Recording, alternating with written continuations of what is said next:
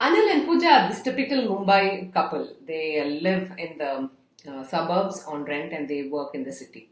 And Anil hates it. He's done this calculation saying that he's spent about 15 lakhs in his lifetime on just paying rent for the house. And he could have bought a house with this kind of money. So he wants to buy a house. While Pooja thinks that it's okay to stay on rent because the EMI would become a big burden if the family comes along and she wants to take a quick break from her work. So she says, we are fine, let's stay on rent. So they keep going up and down on should we buy, should we stay on rent. Now this buy and rent conundrum is becoming very popular amongst young people, not just with a house, but even with a car. Should I buy one? Would Ola and Uber be all right? So in this particular video, we're going to look at the financial aspect of this decision. Does it make sense? Will it make you wealthier? Do the numbers add up? And we also know that buying a house is not necessarily only a financial decision. There's a lot more to it. Home is where the heart is, and there are a little more behavioral aspects into this decision. So we're going to run some numbers here and do something like a case study and see which one works out better. So for the purpose of this case study, we're going to make some assumptions that the house that we're talking about is your primary property. It's the house that you're going to be living in. It's not an investment property, and you're not expecting any rental to come from this because you're going to be living here, right? And we're going to assume that the property will be worth about 1 crore of rupees, and you will put down 20% of the value and down payment and borrow the rest, 80 odd lakhs for a 20-year loan at 8.5%. You expect the EMI to be something around 70 odd thousand rupees, and the property values go up at 6%, the rent goes up at 10% if you were to live on rent in the same house, and the investment returns on the property would be about investment returns, alternate investment returns. If you don't buy this house and use that money to invest elsewhere, you'd make about 12%. These are the assumptions that we make in this particular case study. We'll see how the numbers work. Yeah, so just stay with me on these. Don't get overwhelmed by the numbers here. So we are assuming the property that you buy is about 1 crore of rupees and the value of this goes up 6% every year. At the end of 20 years, you'd own a property worth about 3.4 crores. The loan over the years would have started at 80 lakhs and then progressively come down. You would be completely loan free by the 20th year. You would have paid an EMI of 1.66 crores. That's an 80 lakh loan and repaid twice the value, 1.66 crores. Obviously, the interest component is 86 lakhs. And apart from the EMI, you would also end up paying other costs of ownership like the maintenance, the taxes, the costs. So that would all add up to about 52 odd lakhs. So you'd spend about 1.6 crores repaying the loan and 52 lakhs in maintenance and other expenses, close to 2.2 odd crores to own a property worth about 3.4 crores over the period of 20 odd years. Now, these are just numbers, right? Facts. But if we had to compare this with if you were renting out the house, what would that work out to be, right? So if you were paying rent, you would start with a rent of about 2.4 lakhs on that house, about 20,000 a month, and that would go up progressively at 10% every year. And at the end of 20 years, you would have paid a rent of about 1.53 crores. So 1.53 crores on one side, 2.2 crores on the other. Very obviously, maybe it makes sense to just rent the house. But if you were owning the house, let's say at the end of 20 years, after all the EMIs are paid, you still have a property that's worth about 3.4 crores. While at the end of 20 years, if you're staying on rent, you have nothing to call your own. Is this as simple as it is, or is there more to it, right? Obviously, that's a very naive way of looking at it. There is something called the interest, because early on in life, you're spending a lot of money. When you buy a house, you're losing out an opportunity to invest it elsewhere. And money that's invested early gets the power of compounding. So it could become potentially something.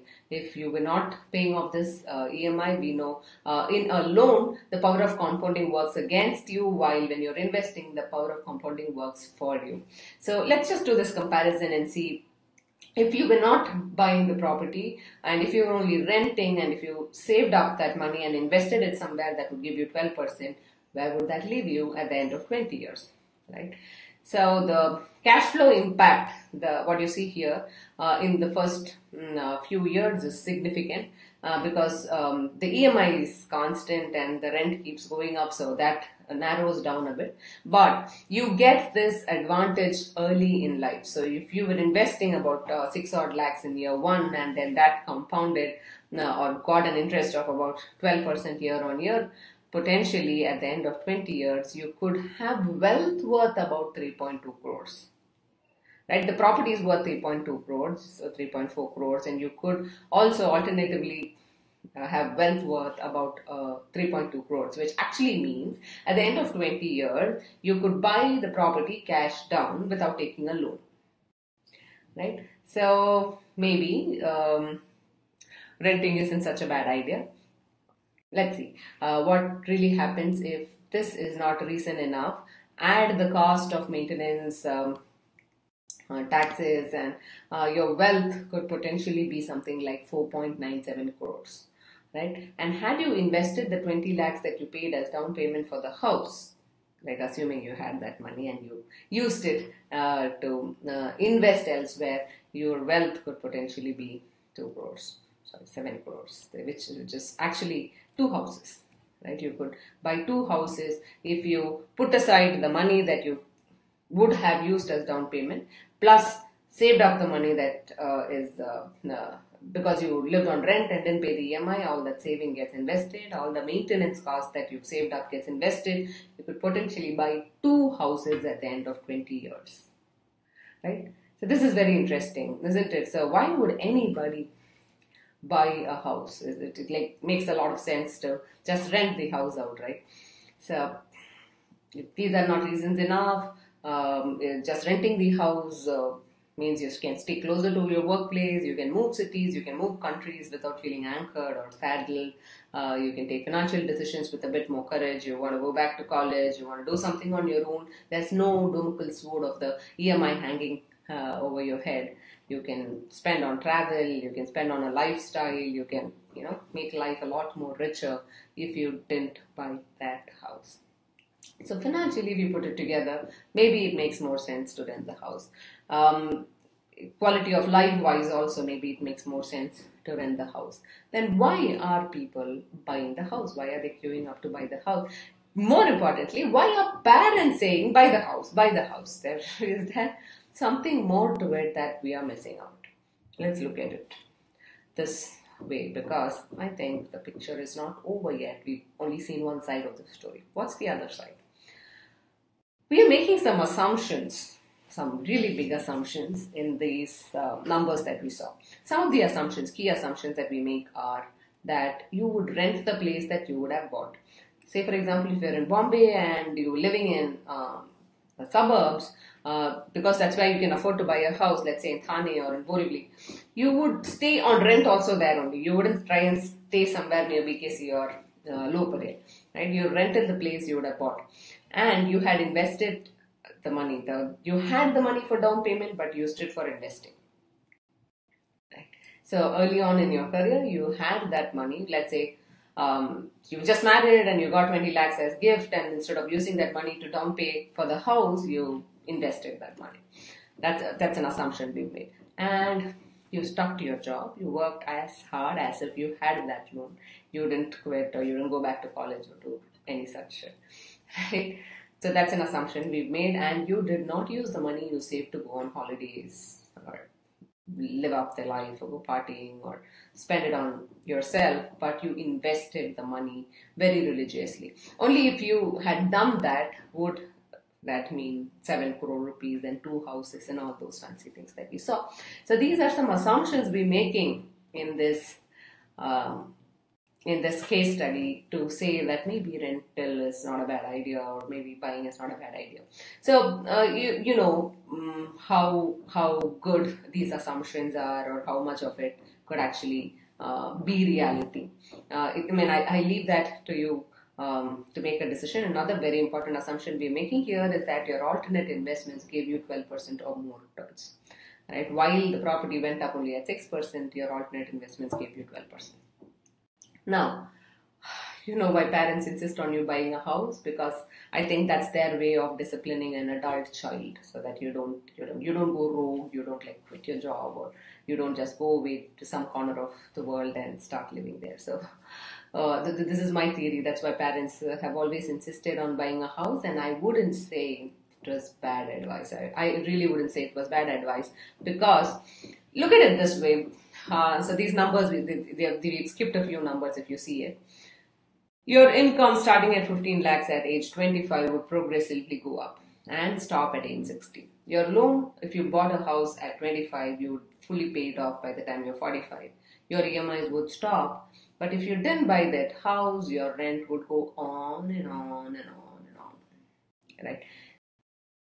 So my point is very simply this, that your income will stop at some age.